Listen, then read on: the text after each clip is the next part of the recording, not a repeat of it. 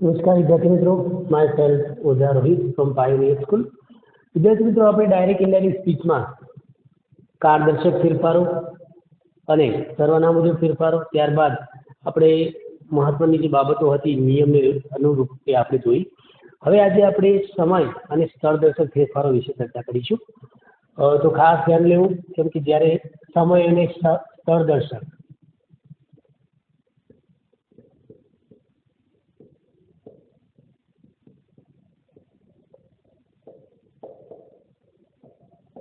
સમય અને સ્થળદર્શક ફેરફારો, હવે આપણે આમાં જોવાનું છે કે જ્યારે ડાયરેક્ટ વાક્યમાં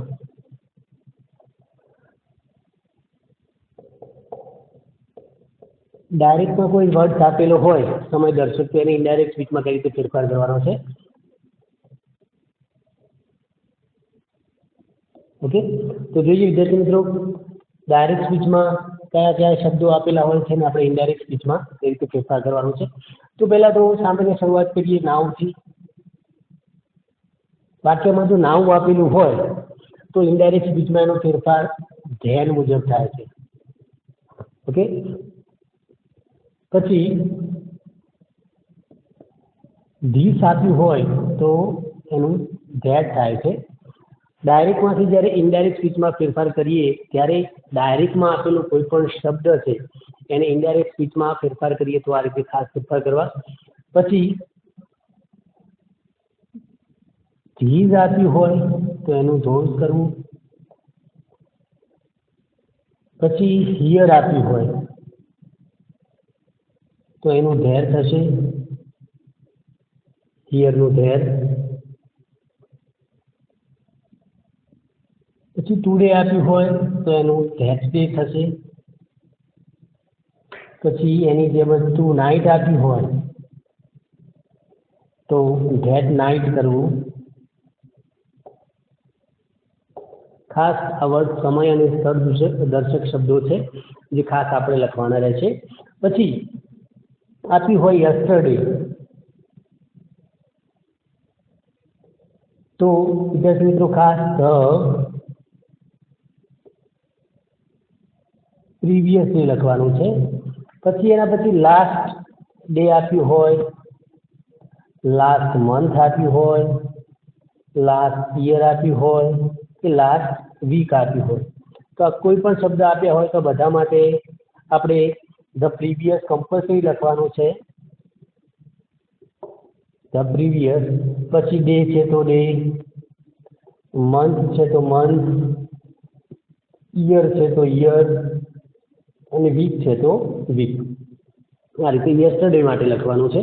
ઓકે, પછી એના પછી આપેલું હોય ટુમોરો.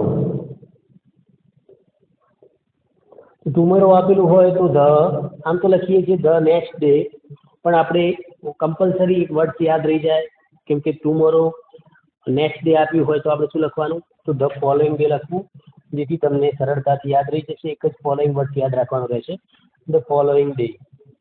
હવે નેક્સ્ટ ડે આપ્યું હોય, મંથ આપ્યું હોય, યર આપ્યું હોય કે વીક આપ્યું હોય તો આપણે ત્યાં ધ ફોલોઈંગ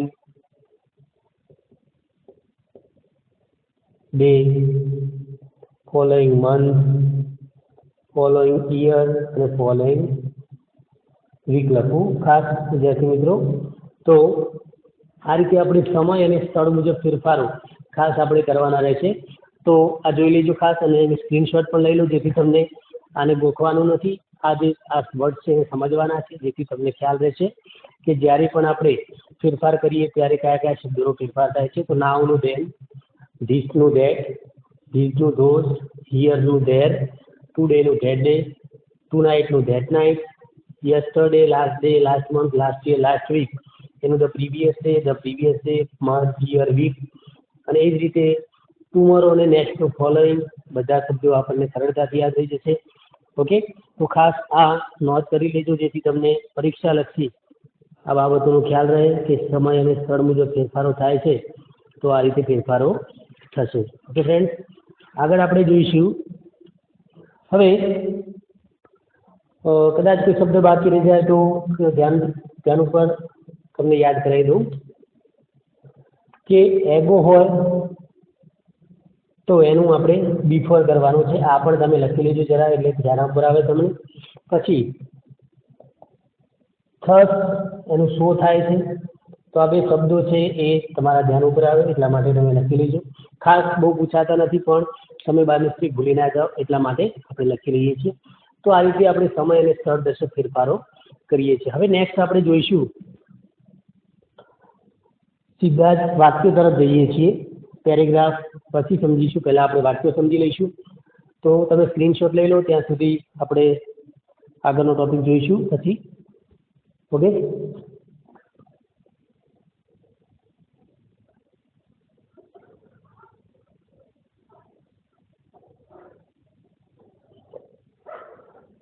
હવે આપણા જરૂરી ફેરફાર બધા જ કમ્પ્લીટ થઈ ગયા છે. ફરીથી હું તમને કારદર્શક બાબતોને યાદ કરાવી દઉં છું કે આપણે જ્યારે ડાયરેક્ટમાંથી ઇનડાયરેક્ટમાં વાક્ય ફેરવીએ છીએ ત્યારે 6 કાળ મુજબ આપણે ફેરફાર કરવાના છે, પ્લસ મોડલ ઓક્સિલરી અને ભવિષ્યકાળને લગતું. તો સાદા વર્તમાન કાળમાંથી સાદો ભૂતકાળ ફેરફાર થશે, ચાલુ વર્તમાન કાળમાંથી ચાલુ ભૂતકાળ, પૂર્ણ વર્તમાન કાળમાંથી પૂર્ણ ભૂતકાળ, સાદા ભૂતકાળમાંથી પૂર્ણ ભૂતકાળ, ચાલુ ભૂતકાળમાંથી ચાલુ પૂર્ણ ભૂતકાળ અને છેલ્લે પૂર્ણ ભૂતકાળ તો પૂર્ણ ભૂતકાળ, એમાં કોઈ ફેરફાર થતો નથી. પ્લસ કેનનું કુડ, મેનું માઇટ, શેલ બિલનું વુડ, શુડ હોય તો શુડ લખવાનું. આ મેં તમને જરૂરી ફેરફારો પહેલાં આગળના વિડીયોમાં બધા દર્શાવી દીધા છે. તો હવે આપણે પહેલાંથી શરૂઆત કરીશું. એમાં મૂળ જે વાત છે એ સાદા વર્તમાન કાળમાંથી સાદા ભૂતકાળમાં ફેરફાર જનરલી આપણે બધા ભેગા જોઈએ છીએ, પણ તમે ધોરણ 8માંથી 9માં ફર્સ્ટ ટાઈમ તમે શીખતા હોય ત્યારે આપણે જરૂરી ફેરફાર સમજવા જરૂરી છે. તો સાદા વર્તમાન કાળમાંથી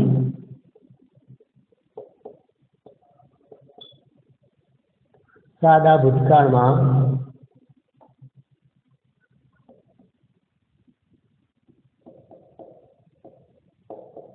ફેરફાર,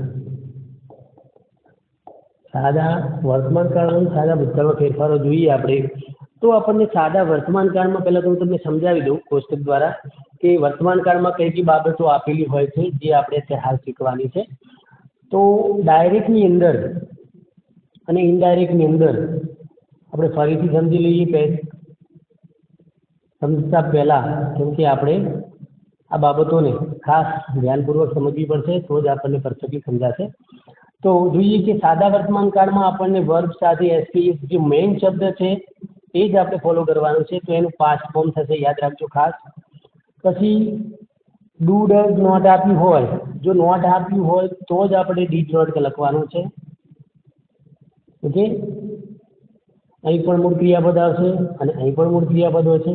પ્રશ્નાર્થ આપણે પછી શીખવાનું છે, પણ તો પણ સાથે સમજી લઈએ. પ્રશ્નાર્થ આપણે સાથે શીખતા નથી, પછી સમજીશું. પછી તો અહીં શું થશે વિદ્યાર્થી મિત્રો, તો અહીં સાદો કાળ થશે, એટલે કે પાસ્ટ ફોર્મ મુકાશે અને સાદું વાક્ય બનશે. પ્રશ્નાર્થ વાક્ય મુકાતું નથી, એટલે પછી જોઈશું. તો આટલી બાબતો યાદ રાખવાની છે. તો હું પહેલું સેન્ટેન્સ તમારા સમક્ષ લખવા જઈ રહ્યો છું. Example number 1. હવે આપણું ડાયરેક્ટ ઇનડાયરેક્ટ રિયલમાં સાચું શરૂ થશે, તો ખાસ ધ્યાન રાખવું વિદ્યાર્થી મિત્રો. તો Nirav said to Vinod, comma double ઇન્વિટેડમાં લખું છું, you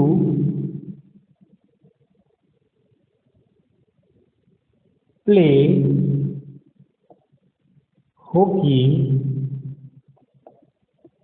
today, double inverted close. વિદ્યાર્થી મિત્રો આપણે એક સાદું વાક્ય લખ્યું છે કે Nirav said to Vinod you play hockey every day. હવે એક્ઝામ્પલ નંબર 1. હવે એક્ઝામ્પલ નંબર 2 પણ જોઈ લઈએ સાથે સાથે.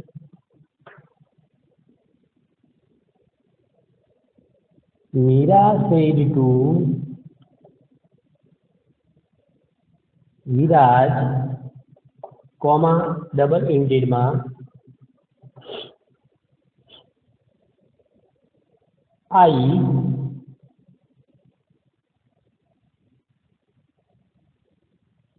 do not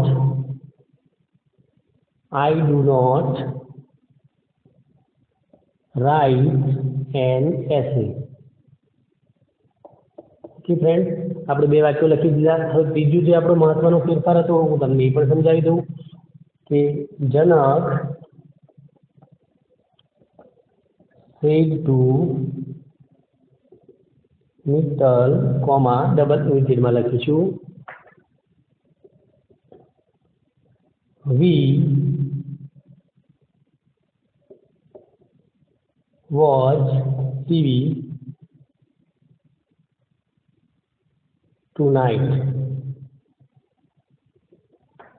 હવે એક મહત્વનો ફેરફાર મારે તમને જણાવવાનો જરૂરી છે કે જે સનાતન સત્ય હોય, સનાતન સત્ય એટલે કે યુનિવર્સલ ટ્રુથ પ્લસ ગાણિતિક રૂલ્સ, ગણિતના નિયમો, વિજ્ઞાનના સિદ્ધાંતો, ઐતિહાસિક ઘટનાઓ કે રોજબરોજની ઘટનાઓ કે કેવી કે જે નિયમિત થતી હોય તો એના માટે આપણે સાદા વર્તમાનકાળનો ઉપયોગ કરીએ છીએ. એનું એક એક્ઝામ્પલ નીચે લખી દઉં છું, ખાસ ધ્યાન ઉપર લેજો કે અવર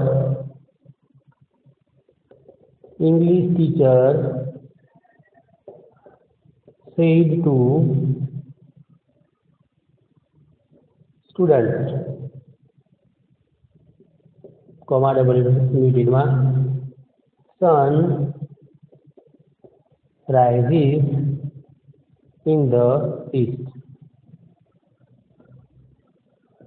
ખાસ વિદ્યાર્થી મિત્રો, આપણને સનાતન સત્ય વાક્યની વાત કરી છે કે સૂર્ય પૂર્વમાં ઉગે છે. ઓકે, તો આવું એક વાક્ય છે જે સનાતન સત્ય વાક્ય છે. ગાણિતિક હોય, વિજ્ઞાનનો સિદ્ધાંત હોય, આવી કોઈ બાબત હોય ત્યારે આપણે આ વાક્યમાં જોવાનું છે. તો ખાસ ધ્યાન ઉપર લેવું કે આવી કોઈ બાબત હોય.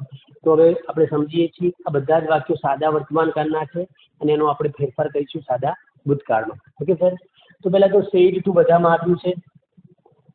ઓકે, હવે જોઈ લઈએ. હવે નીરવ બધા જ આગળ આપ્યા છે ને સ્પીકર કહેવાય, બરાબર છે, રિપોર્ટર. ઓકે, બોલનાર. પછી એનું પાછળ જે નામ છે એ સાંભળનાર છે, બોલનાર સાંભળ, અને વચ્ચે જે આપ્યું છે એને આરવી કહેવાય, રિપોર્ટિંગ વર્બ. અને જે ડબલ ઇમિટેડમાં આપેલા છે વાક્યો એને કહેવાય છે રિપોર્ટેડ સ્પીચ. ઓકે, તો આપણે આ વાક્યને ફેરફાર કરીશું. તો વિદ્યાર્થી મિત્રો ધ્યાન, નીરવ ટોલ્ડ વિનોદ. ઓકે, તો આપણે ફેરફાર કર્યો તો આપણે શું લખ્યું, સેડ ટુ નું ટોલ્ડ. સાદું વાક્ય છે એટલા માટે ટોલ્ડ લખ્યું છે. હવે આ કોમા અને ડબલ ઇમિટેડને કાઢવા માટે એટલે કે સંયોજક તરીકે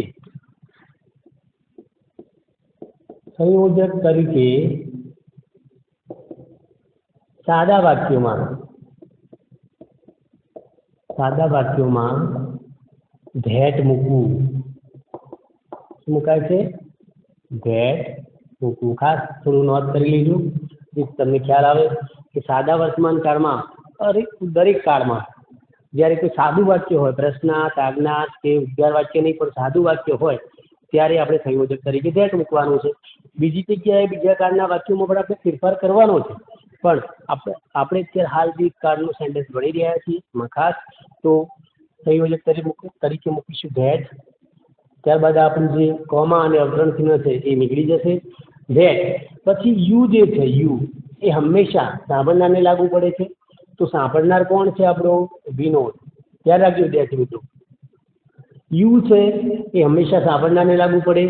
આઈ હશે તો કોને લાગુ પડશે? બોલનારને. તો યુમાં કોણ છે? વિનોદ. તો વિનોદ શેમાં આવે? તો વિનોદને આપણે હીમાં આવશે તો આપણે હી લખીશું કે હી. ઓકે, હી પ્લે. તો આપણો ફેરફાર શું કરવાનો છે? સાદા વર્તમાન કાળમાંથી સાદા ભૂતકાળમાં. તો સાદા ભૂતકાળમાં ફેરફાર થાય તો પ્લેનું શું થઈ જાય? Past form played. તો હી પ્લેડ હોકી ટુ નાઇટનું આપણે અત્યારે હાલ જ જોયું સમય દર્શક ફેરફાર. ટુ નાઇટનું ટુડેનું ધેટ ડે. તો આ રીતે આપણે વાક્યમાં ફેરફાર કરીશું. તો Nirav told Vinod that he played hockey ટુ નાઇટનું ધેટ નાઇટ. તો આ રીતે આપણે વાક્યમાં ફેરફાર કરવાનો છે વિદ્યાર્થી મિત્રો. તો આ રીતે આપણે સાદા વાક્યમાં સાદા વર્તમાન કાળમાંથી સાદા ભૂતકાળમાં ફેરફાર કર્યો. જોઈએ બીજું વાક્ય, મીરા ટોલ્ડ વિરાજ, સંયોજક તરીકે ધેટ મૂકીશું ધેટ. હવે અહીંયા આઈ આપ્યું છે અહીં યુ હતું તો આપણે સાંભળનાર મુજબ ફેરફાર કર્યો, અહીં આઈ છે તો કોના મુજબ ફેરફાર કરીશું? બોલનાર મુજબ. તો મીરા છે તો શું લખીશું વિદ્યાર્થી મિત્રો? સી. હવે ડુ નોટ આપ્યું છે તો ડુ નોટનું આપણે શું કરવાનું છે? ડુ નોટ, ડઝ નોટનું ડીડ નોટ કરવાનું છે. તો સી ડીડ નોટ. હવે અહીં પણ મૂળ ક્રિયાપદ આપેલું છે, મૂળ ક્રિયાપદ જ હોય. હવે જ્યારે ડીડ આવે તો જ્યારે પણ મૂળ ક્રિયાપદ આવે છે. તો did not write an essay. Okay friends, ખ્યાલ આવી ગયો? તો Meera told Viraj that she did not write an essay. તો આ રીતે આપણે ડાયરેક્ટમાંથી ઇનડાયરેક્ટમાં ફેરવીએ ત્યારે જે શબ્દોમાં ફેરફાર થાય છે એ ખાસ ધ્યાન ઉપર લેવા, કે જેથી તમને ખ્યાલ આવે કે સંયોજક તરીકે, આરબી તરીકે આપણે કયા શબ્દોનો ફેરફાર કર્યો. તો આપણે આ 4 શબ્દોનો ફેરફાર કર્યો. તો આપણને ધ્યાન ઉપર રહી કે ડાયરેક્ટ ઇનડાયરેક્ટને આપણે વાસ્તવમાં જે રીતે લખીએ છીએ એ રીતે એને સમજવું પણ પડશે. ઓકે, જોઈએ ત્રીજું example. Janak said to Mittal we watch TV tonight. Okay, તો આનો આન્સર આપણે લખીએ કે જનક ટોલ્ડ મિત્તલ ધેટ. અહીં વી આપ્યું છે તો આપણે ખાસ કીધું હતું કે પ્રથમ પુરુષ બહુવચન હોય તેનું ત્રીજા પુરુષ બહુવચનમાં ફેરફાર થાય છે, એટલે કે વીનું ધે થાય છે. તો જ્યાં વી આપેલો છે ત્યાં ધે લખવાનું છે. તો they watch Janak told Mittal that they. હવે સાદા વર્તમાન કાળમાંથી સાદો ભૂતકાળ થાય તો શું થશે? વર્ગનું પાસ. તો ધે વોચનું વોચડ ટીવી ટુ નાઇટનું શું થશે વિદ્યાર્થી મિત્રો? હાલ જ આપણે સમજ્યા સમયદર્શક ફેરફારોમાં ધેટ નાઇટ. ઓકે, તો આ રીતે આપણે ફેરફાર કર્યો કે Janak told Mittal that they watched TV that night. Okay, આ રીતે. હવે આગળ જોઈશું કે our teacher said to student sunrise. અમારા શિક્ષક અમને કહે છે કે સૂર્ય, વિદ્યાર્થીઓને કહે છે કે સૂર્ય પૂર્વ દિશામાં ઉગે છે. તો આપણે એને ફેરફાર કરીશું તો પાછળના વાક્યોમાં કોઈ ફેરફાર થશે નહીં, એટલે કે રિપોર્ટેડ સ્પીચમાં કોઈ ફેરફાર થશે નહીં. આપણે સંયોજક ધેટ સુધી આપણે આ વાક્યને લખી દઈશું. પાછળનું વાક્ય સેમ એઝ.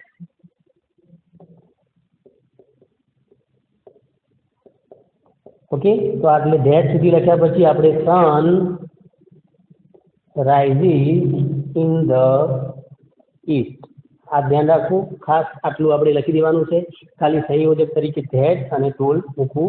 આ આપણો ખાસ ફેરફાર છે જે આપણે યાદ રાખવાનો છે.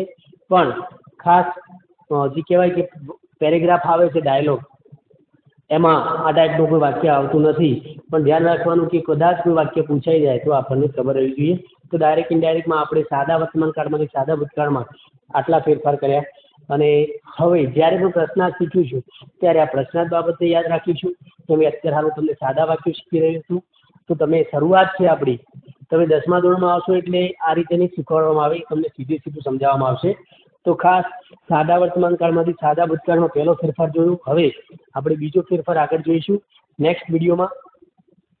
તો ધ્યાન રહે કે નેક્સ્ટ વિડીયોમાં આપણે ફરીથી પાછા નવા ફેરફાર સાથે મળીશું. એ હશે ચાલુ વર્તમાન કાળમાંથી ચાલુ ભૂતકાળમાં ફેરફાર. Okay student, thank you.